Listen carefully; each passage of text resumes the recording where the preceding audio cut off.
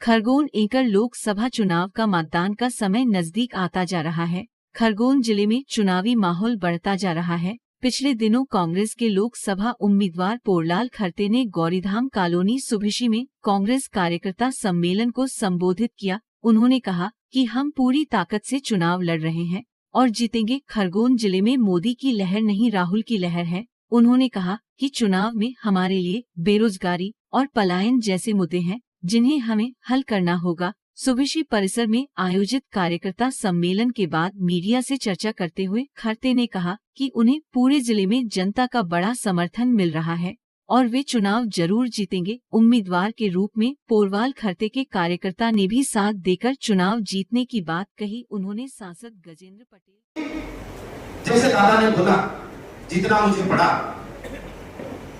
मैंने जैसे नौकरी छोड़ी, ये चुनाव में तो खड़े भी होंगे, जीतेंगे भी, हारेंगे भी। रथ यात्रा प्रारंभ की। ये चुनाव चल रहा है इसलिए मेरा ब्रेक है, लेकिन ये यात्रा निरंतर चलेगी।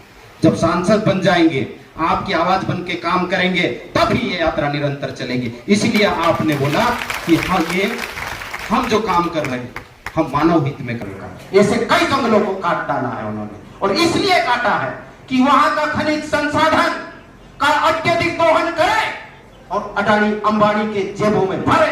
उसके करोगे, हमारे घर घर में राम है, और जब भी हम संबोधन करते तो राम राम बोलते हैं। आप क्या बात करोगे? और भगवान तो इस दुनिया को बनाने वाले हैं, आप क्या बनाओगे भगवान को? मोदी जी देश के प्रधानमंत्री सम्मानीय है, हम भी सम्मान करते हैं।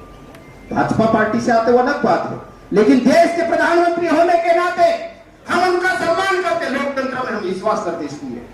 लेकिन एक व्यक्ति भगवान को बना सकता है, भगवान को लेके आ सकता है? तो ये जनता को समझना है, कौन कहां किसको बेवकूफ बना रहा है। यहां बात करना चाहिए आपको शिक्षा की, स्वास्थ्य की, यहां बात करना आपको किसानों की, यहां बात करना आपको गरीबी को लेकर, लेकिन नहीं, आपको इन मुद्दों पे बात करने के लिए वक्त नहीं है, आपका चिंतन मंथन नहीं है, आपकी दिशा नहीं है, इसलिए आप बात नहीं कर पाते। तो आप नन इशू को इशू बना करके इस देश की जनता को कुछ समय के लिए गुमराह कर सकते, लेकिन हमेशा के लिए गुमराह नहीं कर सकते। और आपने हमारी आवाज को दबाने के लिए देश के जो प्रेस वाले, बुरा मत मानिएगा, देश के जो चौथा स्तंभ है लोकतंत्र का, उसके माध्यम से हमारे नेता को बदनाम करने का काम किया, उनकी बातों को जनता तक जाने नहीं दिया। हमारे नेता माननीय श्री राहुल गांधी ने निर्णय लिया कि आप क्या दबाओगे हमारी आवाज को। हम बड़े परिवार में जन्म लिए, लेकिन हम गरीबों के नेता हैं, इसलिए आपके घर द्वार, गली मोहल्ले, सड़क तक मिलने के लिए राहुल गांधी जी निकल गए। और अब मोदी लहर नहीं है, राहुल लहर पूरे देश में चल रही है। तो यहाँ के लोगों से मैं बहुत भली भांति वाकिफ हूँ, यहाँ की समस्या से भली भांति वाकिफ हूँ, और उन समस्या के समाधान के लिए पोरलाल खरते अकेला आपके सामने खड़ा ऐसा नहीं है। पर्दे के पीछे सारी टीम हमारी लगी हुई है, और हम समस्या को उलझाना नहीं चाहते भैया उनके जैसे, हम समस्या का समाधान चाहते हैं और स्थायी समाधान चाहते हैं। हम लोगों को भिखारी नहीं बनाना चाहते, हम लोगों का स्वाभिमान जो खत्म हो गया वापस पुनः लौटाना चाहते हैं। तो लड़ाई हमारी वो है, तो लड़ाई 1 दिन 2 दिन 5 साल की नहीं है भैया, ये लड़ाई हमारी आजीवन की है। जब तक जिएंगे तब तक देश की माटी के लिए जिएंगे, इसलिए हमने तय किया है। मेरी धर्मपत्नी बैठी है यहाँ पर, मैंने जब यात्रा प्रारंभ की ना, तो घर से आरती उतरवा ली कि आज के बाद में भूल जाना। ठीक है, तो ठीक है, जो व्यवहारिक चीजें वो होगी, लेकिन मेरा जीवन सार्वजनिक हो चुका है।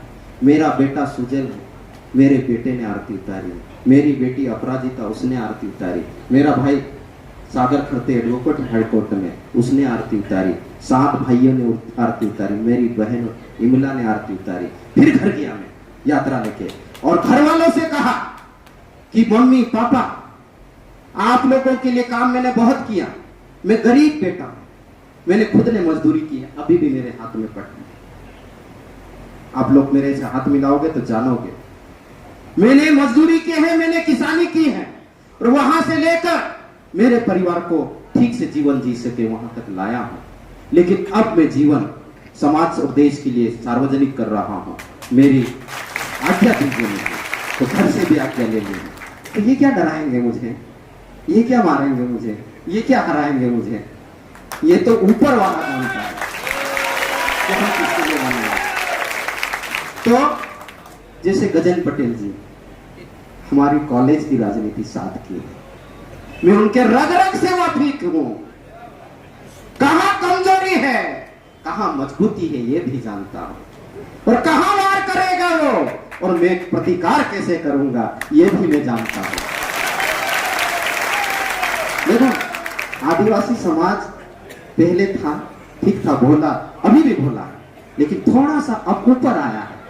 युवा साथियों के बीच में माननीय गजेंद्र पटेल जी एक बार खड़े हो जाए और सवालों का जवाब दे दे तो मैं जानूं कि गजेंद्र पटेल नहीं ले सकता। मुझे मालूम है ये समाज को बांटने का काम कर रहे हैं। उन्होंने हर कार्ड फेंक के देखा है, आप लोग समझते हैं।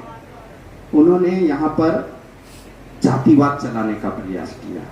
हम जानते थे कि जाल कौन सा फेंक रहे हैं, मछली कहां फंसेगी, लेकिन हम तो उसको फंसा देंगे।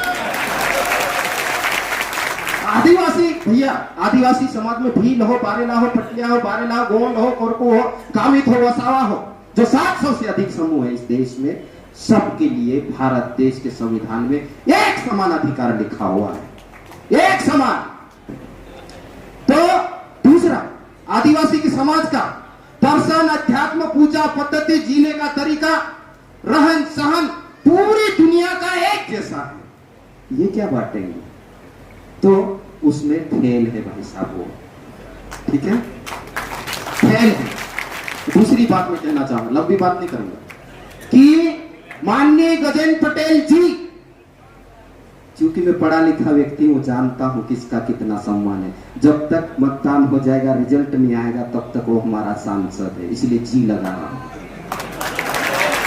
निवाली में, भंगिया हाट में हमारा सामना हो गया, वीडियो सबके सामने आया भैया, आप लोगों ने देखा, ठीक है, लोकतंत्र में जनता ने आपको चुना, लेकिन इतना घमंड कि पान चबा रहे भाई साहब, क्या बात है? चश्मा लगाए हुए भाई साहब, और जो गुमान बोलते ना, हम तो 400 से ज्यादा सीट जीत रहे हैं, मोदी जी चुनाव लड़ रहे हैं। अरे तेरे में हिम्मत है तो पोरलाल खरते और उसके कार्यकर्ता के सामने गजेंद्र पटेल लड़के दिखाए। तुम्हारे में हिम्मत नहीं है तो दूसरे को आगे करते हो। और कितने गांव में घूमे हैं हम, तो बगैर चुनाव लड़े पूरे शहर की गलियां घूमे हुए हैं, और ज्यादातर गलियां हमने पैदल घूमी है, क्योंकि गरीब का बेटा है। आप तो सांसद है भाई साहब, क्या समझते हो आप?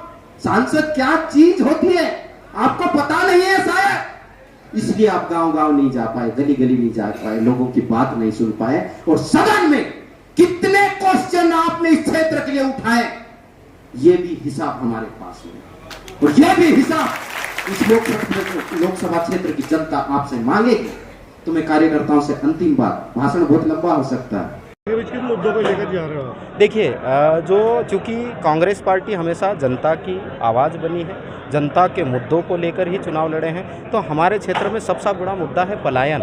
और पलायन लोग एक तरफा देखते हैं, पलायन होता है तो एक तो हमारी आइडेंटिटी ख़त्म होती है, सबसे बड़ी बात यह है। और वहाँ पे हमारे आदिवासी भाइयों के साथ में अन्याय, शोषण, दमन, अत्याचार होता है, तो ये एक बड़ा मुद्दा है। साथ ही साथ जब जनता नहीं रहेगी तो व्यापार कैसा चलेगा, तो यहाँ के जो लोग पलायन होते हैं तो यहाँ का बिजनेस भी प्रभावित होता है। तो पहला मुद्दा हमारा पलायन है, लोगों को स्थानीय स्तर पर रोजगार कैसे मिले, इस दिशा में हम लोगों को काम करना। दूसरी जो बात है कि व्यक्ति को आप सक्षम बना दीजिए, और आज की तारीख में व्यक्ति को यदि सक्षम बनाना है तो गरीब से गरीब व्यक्ति, अर्थात इस लोकसभा क्षेत्र के प्रत्येक व्यक्ति के बच्चे को अच्छी शिक्षा मिले, तो शिक्षा हमारा एक अहम मुद्दा है। देखिए, सबसे बड़ी बात जो है वो इलाके का जो चुनाव होता है ना, वो स्थानीय मुद्दे क्या है, क्या हमारा जो प्रतिद्वंद्वी है वो उन मुद्दों को, वो तो सांसद है हमारे आज की तारीख में, सम्मानित सांसद है, पिछले 5 साल में उन मुद्दों को लेकर उन्होंने क्या किया है तो वो जनता जानती है। और मैं कहना चाहूँगा आपके माध्यम से कि इसका हिसाब जो है ना, क्षेत्र में जैसे जैसे ये लोग जा रहे हैं वैसे वैसे जनता मांग रही है, और पूरा जो हिसाब है 13 तारीख को जब हम मतदान करने जाएंगे तो यहाँ के क्षेत्र की जनता मतदान करके उसका हिसाब देगी। क्योंकि पिछले 5 साल से मैं कई गाँवों में जा रहा हूँ, ये तो प्रत्याशी बना तब से तो जा ही रहा हूँ, उससे पहले भी मेरा गाँव में सीधा संवाद है, सीधा संपर्क है, तो कई गाँवों में तो 5 साल में भी नहीं पहुँच पाए, तो आगे आने वाले के समय के लिए कैसे आश्वस्त होंगे। चुनाव है, कार्यकर्ता लड़ रहा है, और जब कार्यकर्ता चुनाव लड़ता तो कार्यकर्ता कभी नहीं हारता, और हम हर कार्यकर्ता को सांसद बनाना चाहते हैं।